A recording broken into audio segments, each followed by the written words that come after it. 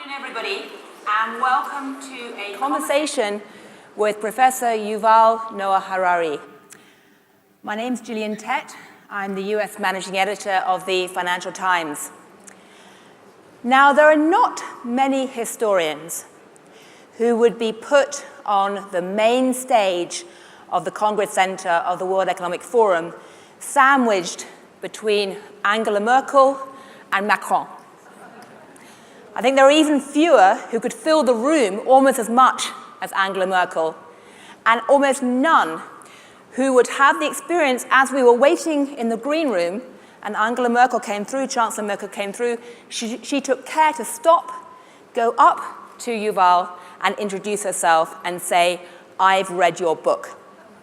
Pretty amazing. But Yuval Harari has written two very important books which have really shaped the debate, not just inside governments, but inside many businesses and many non-governmental organizations too. One of them, I imagine most of you read, Sapiens. Hands up who in the room has read Sapiens? Okay, well, that is pretty impressive. His second book, Homo Deus, took those themes of Sapiens, looking at the history of mankind, threw it into the future, and looked at the issue of digital. He's got a third book coming out this summer, 21 Lessons for the 21st Century, which is going to look at the present. But what he's going to be talking about today is something that actually Chancellor Merkel touched on in her own speech, which is a question of data. And what do we do about data today? His ideas are very provocative, very alarming, and something that all of you should pay very close attention to now. Professor Harari, Professor Yuval, the floor is yours. Thank you. Thank you.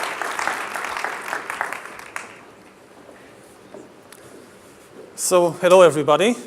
Let me just have 1 minute to get friends with this computer and make sure everything is okay.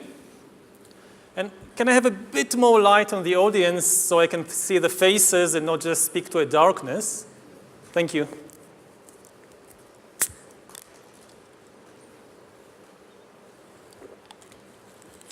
So I want to talk to you today about the future of our species and really the future of life.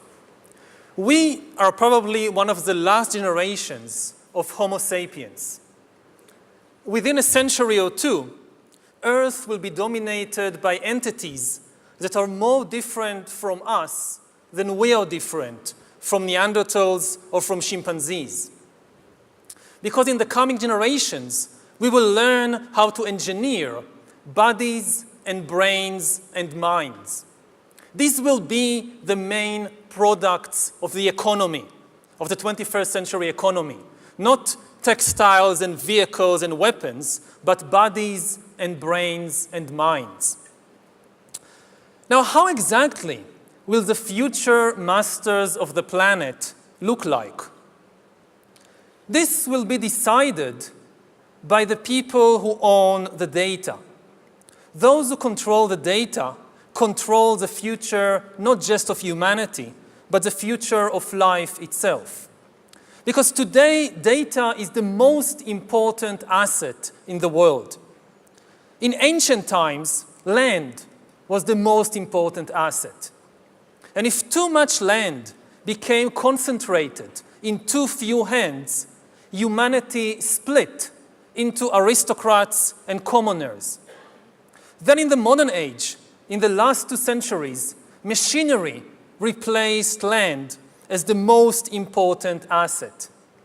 And if too many of the machines became concentrated in too few hands, humanity split into classes, into capitalists and proletariats. Now data is replacing machinery as the most important asset. And if too much of the data becomes concentrated in too few hands, humanity will split not into classes, it will split into species, into different species. Now, why is data so important? It's important because we've reached the point when we can hack not just computers, we can hack human beings and other organisms.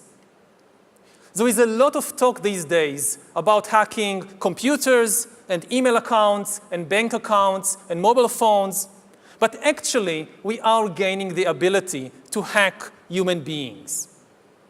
Now, what do you need in order to hack a human being? You need two things. You need a lot of computing power, and you need a lot of data, especially biometric data. Not data about what I buy or where I go, but data about what is happening inside my body and inside my brain. Until today, nobody had the necessary computing power and the necessary data to hack humanity. Even if the Soviet KGB or the Spanish Inquisition followed you around everywhere, 24 hours a day, watching everything you do, listening to everything you say, still, they didn't have the computing power and the biological knowledge necessary to make sense of what was happening inside your body and brain and to understand how you feel and what you think and what you want. But this is now changing because of two simultaneous revolutions. On the one hand, advances in computer science, and especially the rise of machine learning and AI, are giving us the necessary computing power. And at the same time, advances in biology, and especially in brain science, are giving us the necessary understanding, biological understanding. You can really summarize 150 years of biological research since Charles Darwin in 3 words. Organisms are algorithms.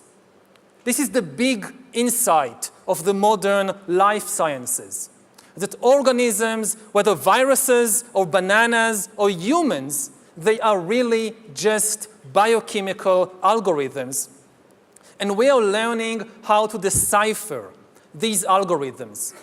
Now, when the two revolutions merge, when the infotech revolution merges with the biotech revolution, what you get is the ability to hack human beings. And maybe the most important invention for the merger of infotech and biotech is the biometric sensor that translates biochemical processes in the body and the brain into electronic signals that a computer can store and analyze. And once you have enough such biometric information and enough computing power, you can create algorithms that know me better than I know myself. And humans really don't know themselves very well. This is why algorithms have a real chance of getting to know ourselves better. We don't really know ourselves. To give an example, when I was 21, I finally realized that I was gay after living for several years in denial. And this is not exceptional. A lot of gay men live in denial for many years. They don't know something very important about themselves. Now imagine the situation in 10 or 20 years when an algorithm can tell any teenager exactly where he or she is on the gay-straight spectrum, and even how malleable this position is. The algorithm tracks your eye movements, your blood pressure, your brain activity, and tells you who you are. Now, maybe you personally wouldn't like to make use of such an algorithm. But maybe you find yourself in some boring birthday party of somebody from your class at school, and one of your friends has this wonderful idea that I've just heard about this cool new algorithm that tells you your sexual orientation, and wouldn't it be a lot of fun if everybody just takes turns testing themselves on this algorithm as everybody else is watching and commenting? What would you do? Would you just walk away? And even if you walk away, and even if you keep hiding from your classmates or from yourself, you will not be able to hide from Amazon and Alibaba and the secret police. As you surf the internet, as you watch videos or check your social feed, the algorithms will be monitoring your eye movements, your blood pressure, your brain activity, and they will know. They could tell Coca-Cola that if you want to sell this person some fuzzy, sugary drink, don't use the advertisement with the shirtless girl. Use the advertisement with the shirtless guy. You wouldn't even know that this was happening, but they will know, and this information will be worth billions. Once we have algorithms that can understand me better than I understand myself, they could predict my desires, manipulate my emotions, and even take decisions on my behalf. And if we are not careful, the outcome might be the rise of digital dictatorships. In the 20th century, democracy generally outperformed dictatorship because democracy was better at processing data and making decisions. We are used to thinking about democracy and dictatorship in ethical or political terms, but actually, these are two different methods to process information. Democracy processes information in a distributed way.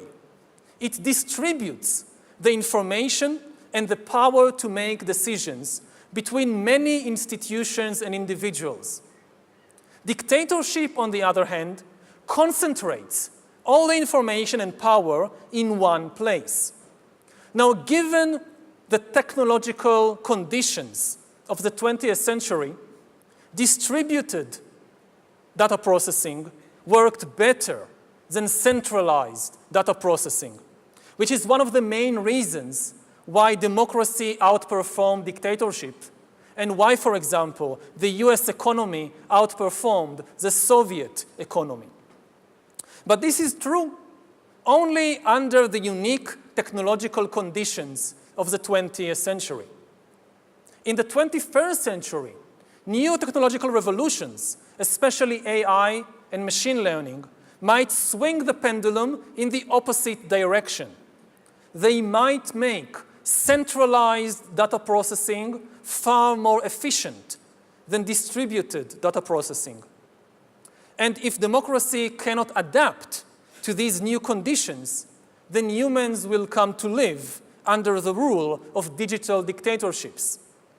And already at present, we are seeing the formation of more and more sophisticated surveillance regimes throughout the world, not just by authoritarian regimes, but also by democratic governments. The US, for example, is building a global surveillance system, while my home country of Israel is trying to build a total surveillance regime in the West Bank. But control of data might enable human elites to do something even more radical than just build digital dictatorships. By hacking organisms, elites may gain the power to re-engineer the future of life itself. Because once you can hack something, you can usually also engineer it. And if indeed we succeed in hacking and engineering life, this will be not just the greatest revolution in the history of humanity. This will be the greatest revolution in biology since the very beginning of life 4 billion years ago. For 4 billion years, nothing fundamental changed in the basic rules of the game of life. All of life, for 4 billion years, dinosaurs, amoebas, tomatoes, humans, all of life was subject to the laws of natural selection and to the laws of organic biochemistry. But this is now about to change. Science is replacing evolution by natural selection with evolution by intelligent design. Not the intelligent design of some god above the clouds, but our intelligent design and the intelligent design of our clouds the IBM cloud, the Microsoft cloud, these are the new driving forces of evolution. And at the same time, science may enable life after being confined for 4 billion years to the limited realm of organic compounds. Science may enable life to break out into the inorganic realm. So after 4 billion years of organic life shaped by natural selection, we are entering the era of inorganic life shaped by intelligent design. This is why the ownership of data is so important. If we don't regulate it, a tiny elite may come to control not just the future of human societies, but the shape of life forms in the future. So how to regulate the data, the ownership of data? We have had 10,000 years of experience regulating the ownership of land. We have had a few centuries of experience regulating the ownership of industrial machinery. But we don't have much experience in regulating the ownership of data, which is inherently far more difficult because unlike land and unlike machinery, data is everywhere and nowhere at the same time. It can move at the speed of light, and you can create as many copies of it as you want. So does the data about my DNA, my brain, my body, my life, does it belong to me or to some corporation or to the government or perhaps to the human collective? At present, big corporations are holding much of the data, and people are becoming worried about it. But mandating governments to nationalize the data may curb the power of the big corporations only in order to give rise to digital dictatorships. And politicians really, many politicians at least, are like musicians. And the instrument they play on is the human emotional and biochemical system. A politician gives a speech, and there is a wave of fear all over the country. A politician tweets, and there is an explosion of anger and hatred. Now, I don't think we should give these musicians more sophisticated instruments to play on. And I certainly don't think they are ready to be entrusted with the future of life in the universe, especially as many politicians and governments seem incapable of producing meaningful visions for the future, and instead, what they sell the public are nostalgic fantasies about going back to the past. And as a historian, I can tell you two things about the past. First of all, it wasn't fun. You wouldn't like to really go back there. And secondly, it's not coming back. So nostalgic fantasies really are not a solution. So who should own the data? I frankly don't know. I think the discussion has just begun. Most people, when they hear the talk about regulating data, they think about privacy, about shopping, about companies, corporations that know where I go and what I buy. But this is just the tip of the iceberg. There are much more important things at stake.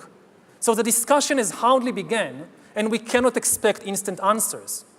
We had better call upon our scientists, our philosophers, our lawyers, and even our poets, or especially our poets, to turn their attention to this big question. How do you regulate the ownership of data?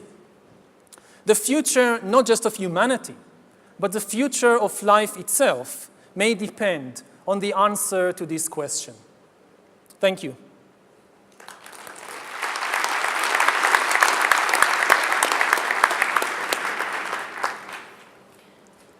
Well, thank you, Professor Harari, for an absolutely brilliant, thought-provoking, and it must be said, somewhat challenging and depressing talk.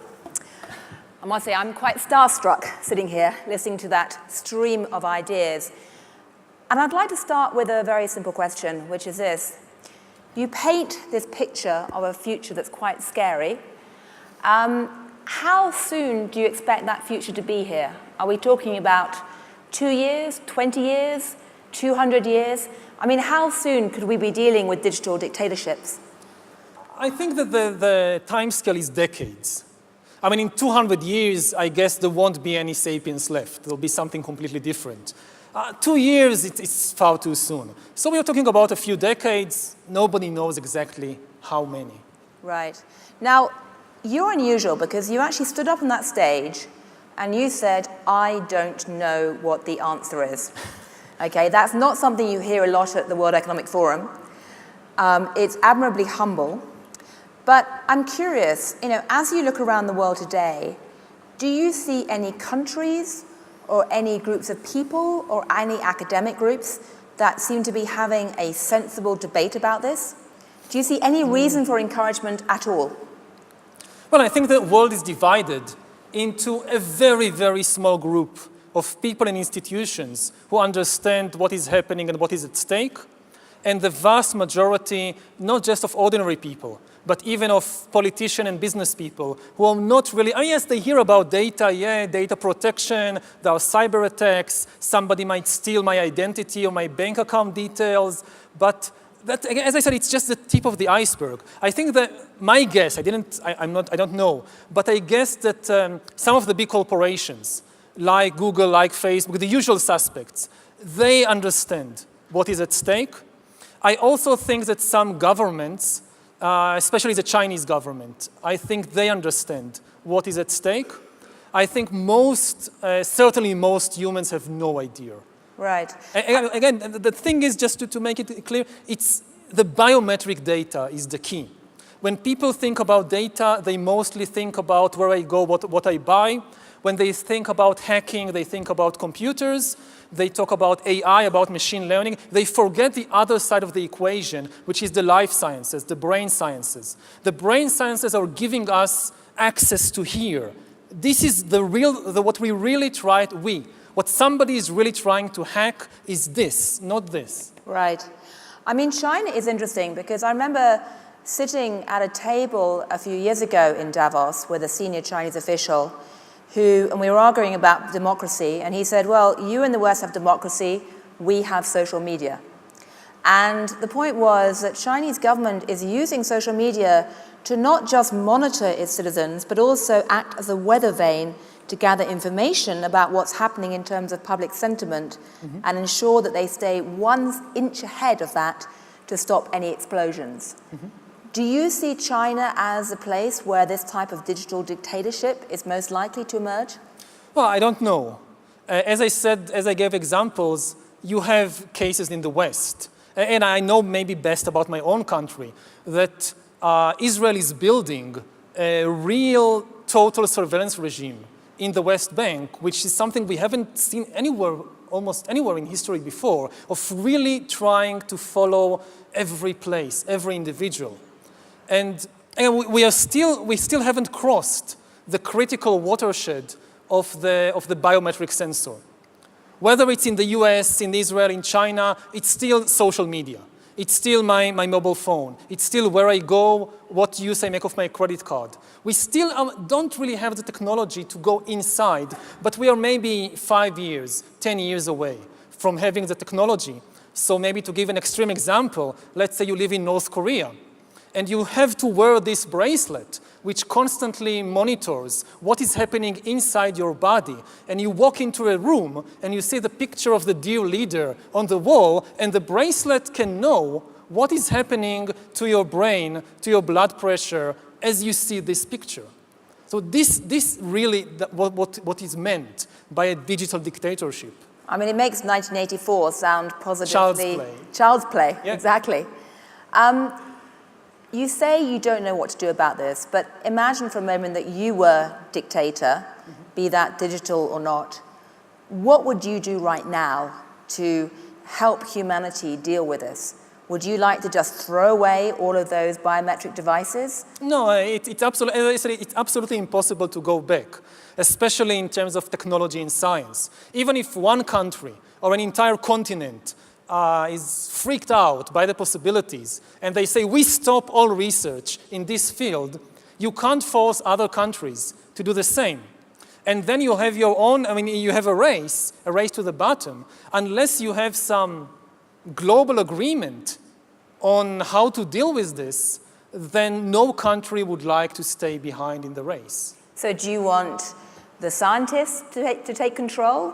Do you want the United Nations? Do you think the United Nations is capable? As I said, the World Economic Forum? Could all the people here take control of this, do you think? The discussion has just begun. I don't think we should panic. We should just, first of all, be aware that this is what we are facing.